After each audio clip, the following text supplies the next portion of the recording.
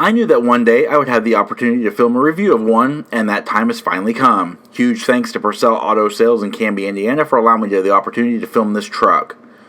Listed on the official SVT certification from Ford states that this F-150 Lightning is number 1468 of the 4726 build run. Thus far, I now currently have a first gen 1995, a second gen 2002, and the third gen 2022 Lightning trucks all represented on this channel.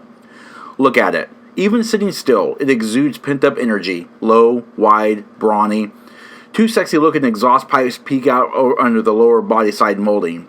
This is your first clue that what you are seeing is no ordinary pickup truck. So, get in the seat and buckle up. Okay, so far, a lot more lateral support than your average 40-60 split bench. Matter of fact, it doesn't look much like a bench seat either, more like two buckets with a smaller seat between them. Twist a key, light it up, hear the deep bass of the V8 rumble take a hint of the blower whine as you kick in a few revs. Oh boy, this is serious. After a 3-year hiatus, Ford introduced a second generation of SVT Lightning trucks based on the 10th generation F-Series pickup. All Lightnings were regular cab, Flareside configurations with initial power from the supercharged 5.4-liter V8 rating at 360 horsepower. For the 2001 model year, this was increased to 380. Production ran from 1999 to 2004, ultimately ending with the 2004 introduction of the 2005 11th generation trucks. The SVT Raptor would be the spiritual successor, and our truck was built at the Ontario Truck Plant in Oakville, Ontario on January 24, 2002.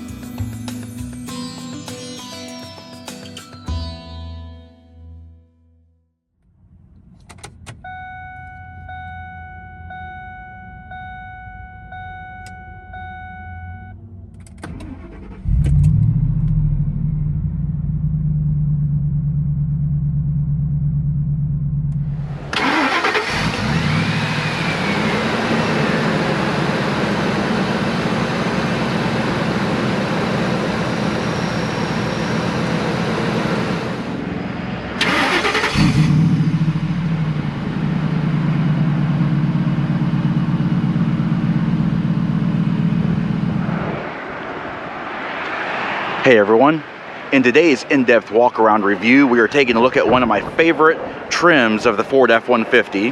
Now this is based on the 9th generation F-150, and it is the 2nd generation Ford F-150 SVT Lightning. Now this ran from 1999 to 2004, and what we are looking at today is a 2002 model year. Now this truck is painted in black clear coat, and it does feature the gray cloth and leather combination interior. I will put the full pricing on screen, and a full options list is in the description box below, so make sure you check that out. Today's review is going to be a full in-depth review. We're going to cover everything from the exterior to the interior. Also going to cover the bed, fuel economy, performance, and everything else in between. Only available in rear-wheel drive configuration, the Lightning is powered by the 5.4-liter longitudinal single overhead cam 90-degree supercharged and intercooled 16-valve Triton V8 engine. This engine is of cast iron block and aluminum alloy head construction and features sequential electronic port fuel injection with an 8.4-to-1 compression ratio. The hallmark of this engine is the pressure-charged Eaton Generation 4 M112 Roots type supercharger with water-to-air intercooler and 8 psi of charge pressure boost, and dual-bore 57mm throttle bodies. This engine creates 380 horsepower at 4,750 RPM and 450 pound-feet of torque at 3,250 RPM. Car and Driver magazine tested their Lightning in April of 2001 from 0 to 60 miles per hour in 5.2 seconds. 0 to 100 miles per hour came in 12.8 seconds, with a quarter mile in 13.8 seconds at 104 miles per hour. The top speed on this truck is drag limited to 142 miles per hour.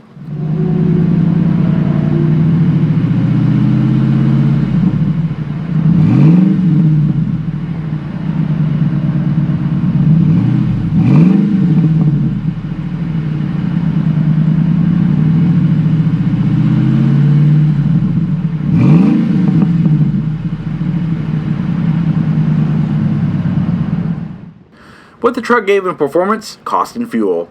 The Lightning is equipped with a 25 US gallon fuel capacity, and it consumes an absolutely whopping 8.3 gallons per 100 miles driven. The estimated total driving range is around 300 miles or less. My guess is less.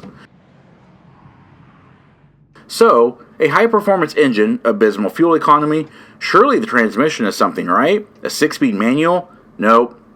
The sole available transmission for the Lightning was lifted straight from the Super Duty trucks in the form of the 4-speed 4R100 automatic overdrive transmission.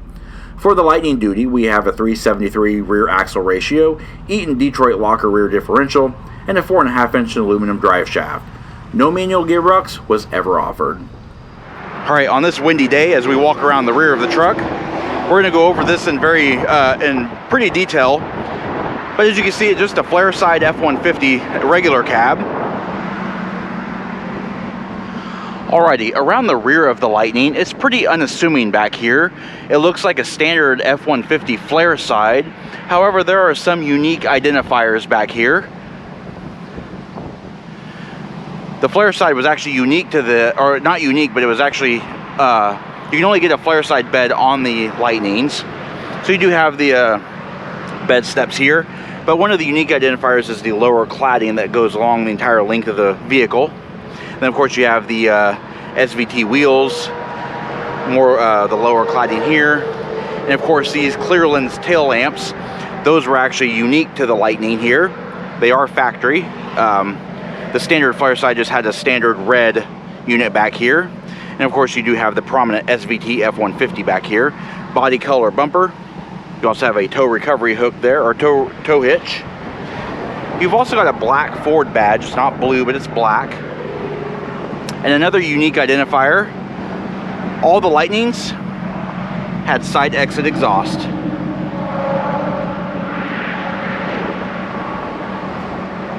And as we walk along the profile, and it is on a busy highway, this dealership, so it is a little bit noisy, but I'm doing my best here. As we walk along the profile, I really love the proportions of this. It has the long Flareside bed, side exhaust, the really cool SVT wheels, a regular cab. The 9th generation F-150 is probably one of my favorites. I've been wanting to do a Lightning for a long time, and I finally have the ability to. Steering on this truck is hydraulic power-assisted recirculating ball with 3.3 turns lock to lock and a 44.3 foot turning radius. Wheels are the SVT exclusive 18 by 9.5-inch silver painted 5-spoke cast aluminum alloys shot in 295/45 ZR18 Nitto NT 555 Extreme ZR tires front and rear. Brakes are power assisted 4-wheel disc brakes with ABS, 12.1-inch ventilated disc with twin piston calipers up front, and 13.1-inch ventilated disc with single piston calipers in the rear. These brakes can halt the Lightning from 70 miles per hour to 0 in 185 feet.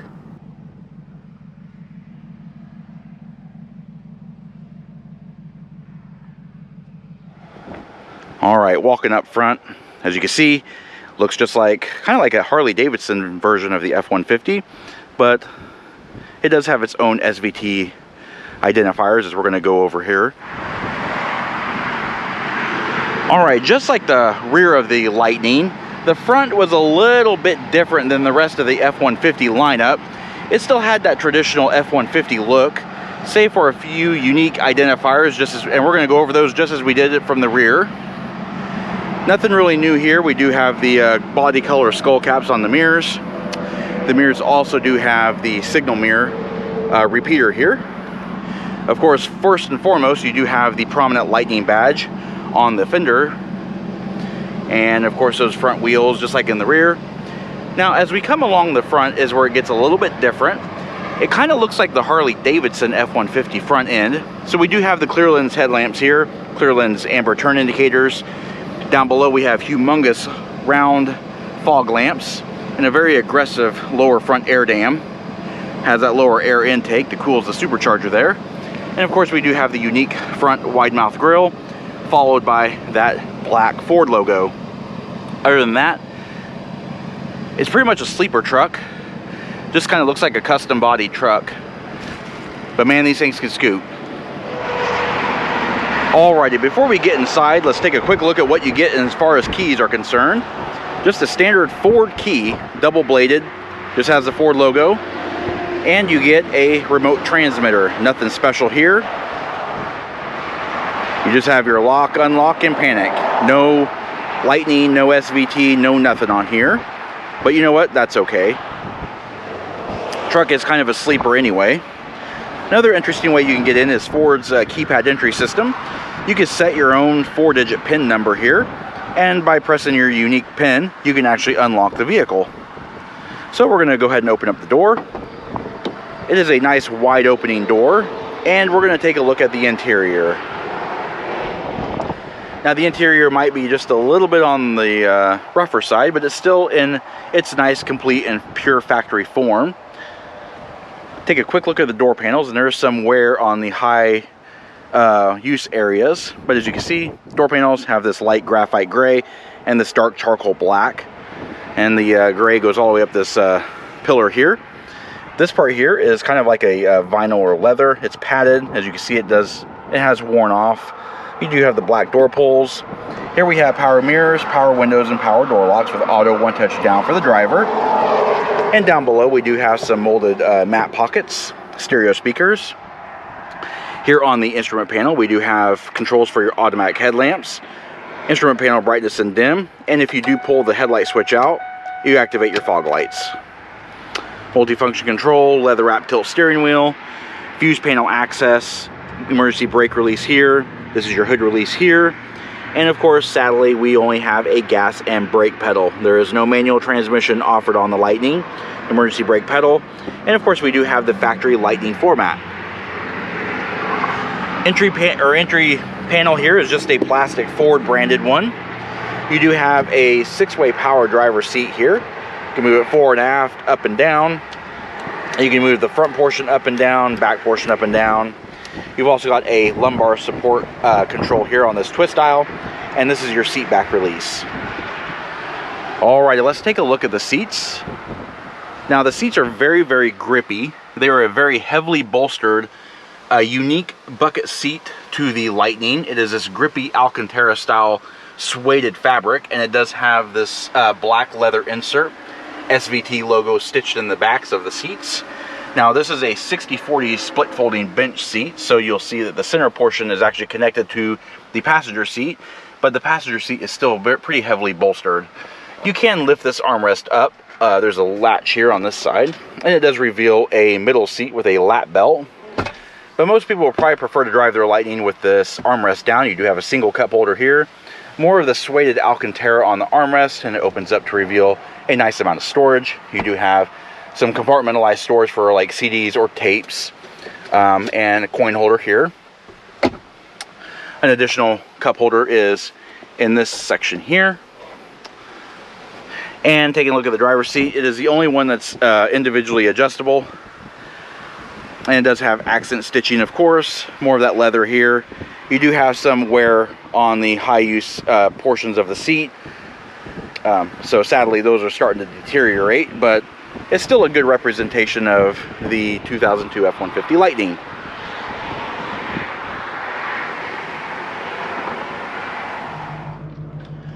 Alright, now that we're inside, let's pan through the interior, show more details. Hydraulically assisted power steering, as stated before, on a 4-spoke leather wrapped steering wheel. Looks like it came out of the Ford Explorer. We do have cruise control buttons here. We just have on, off, resume, set, accelerate, and coast. Nothing special, no audio controls or anything like that. It is a nice leather wrapped unit though. Multifunction control here controls your wiper washer, and of course your turn indicators, your high beams, and your flash to pass. You also have your tilt lever here. And then your hazard flashers button is here on top of the steering column, and of course you have your standard Ford automatic transmission selector lever. The F-150 Lightning instrument cluster is unique. It is a black panel with silver faces for the gauges itself, and the numbers on these actually do not illuminate. What illuminates is the entire face itself in a indigo blue, or a almost like that Timex indigo style lighting. You can't really see it here, but it is just a really bright blue. And what we have here is we have our oil pressure, our fuel level, and yes, we are low. This vehicle currently has 43,069 miles on it. The odometer is kind of dim right here, but that is a odometer and a trip odometer. 140 mile per hour speedometer, 6,000 RPM tach. Over here on the right hand side, we do have our boost gauge for the supercharger, and over here in the lower corner is our coolant temperature. Moving over the top, we have assist handles here and the A-pillars over the top of the dash. As you can see, this unit is actually in really good shape. It is not cracked or warped or anything like that, and it is all plastic. We do have a passenger side airbag, a very large glove box, as you'll see here. It does have the owner's manual in it. And moving down the center stack, we do have air vents on either side of the dashboard. We do have a large AM/FM cassette player, believe that. And it does feature a 6-disc CD changer, in which I will show you here. And then moving down, we do have standard climate controls. Very easy to operate. Fan speed here, temperature controller here, and here is our control. So we have AC and max AC, just standard panel vent, off, panel and floor, floor defroster, and defroster. No automatic selections here. Over here is our passenger airbag deactivation. It's in the on switch now, but if you turn the key to off, it deactivates the passenger airbag.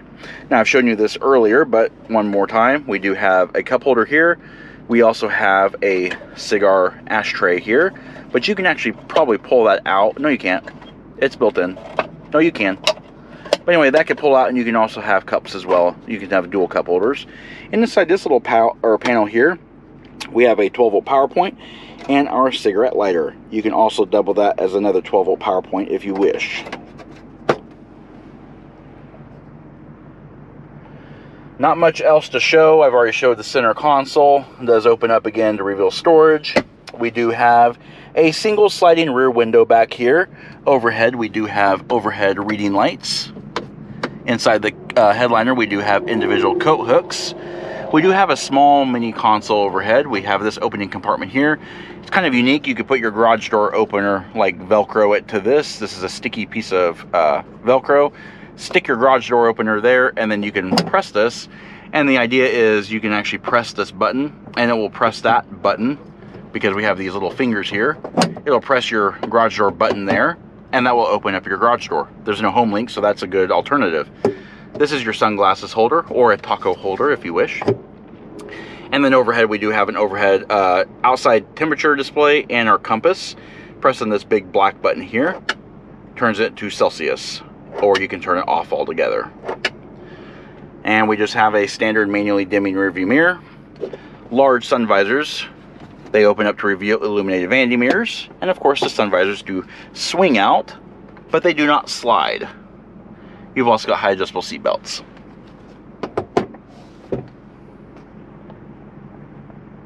Alright, so behind the passenger seat, there is a large opening here. You can actually open this up, and it does reveal some storage back here. As you can see, you've also got your 6-disc CD changer. Press this here, it ejects the magazine, and you can load your favorite discs into this magazine here. And then we push it back in, close the door, and we have full access to 6 CDs worth of music. And of course, you can close that panel back. Alright, behind the driver's seat, there is an additional opening storage here, and it's compartmentalized, but you can store some odds and ends back here as well.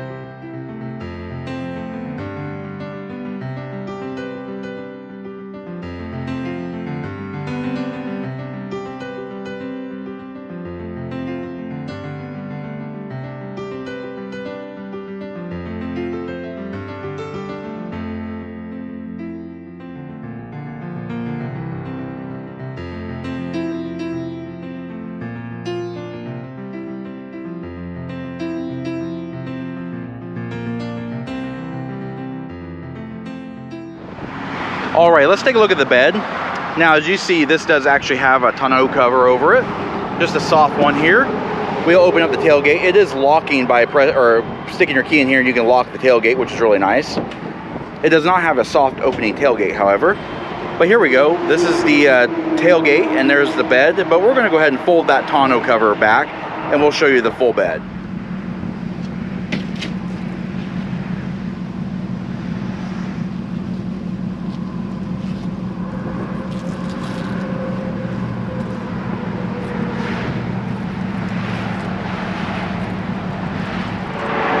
All right, in order for you to actually see the bed, it's best to show it in its full unobstructed view. So here we go, here is the bed, and I will of course put the bed dimensions on screen. But being a Flareside, you have minimal wheelhouse intrusion. It does have this really nice large rubber Ford branded mat. Keeps the bed floor in really good shape. Of course you have tie down hooks. That is your strap to secure your rolled up tonneau cover if you wish. And of course your C-clamps to hold it in place. And these are the latches here. But other than that, there's nothing really special back here. There's no illumination or anything like that. It's just a useful bed in a sport truck. Closing the tailgate is very easy. There you go.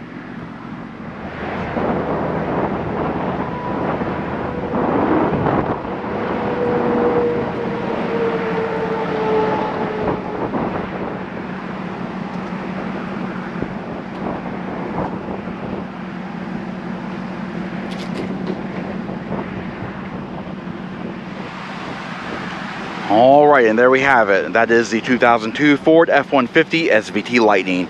We hope you found the video informative, and if you did, please comment down below. Also, don't forget to hit that like button and subscribe. Check out our Facebook page at facebook.com/neighborhoodcarreviews and our Instagram channel at BrensoJ1. And of course, as always, thanks for watching.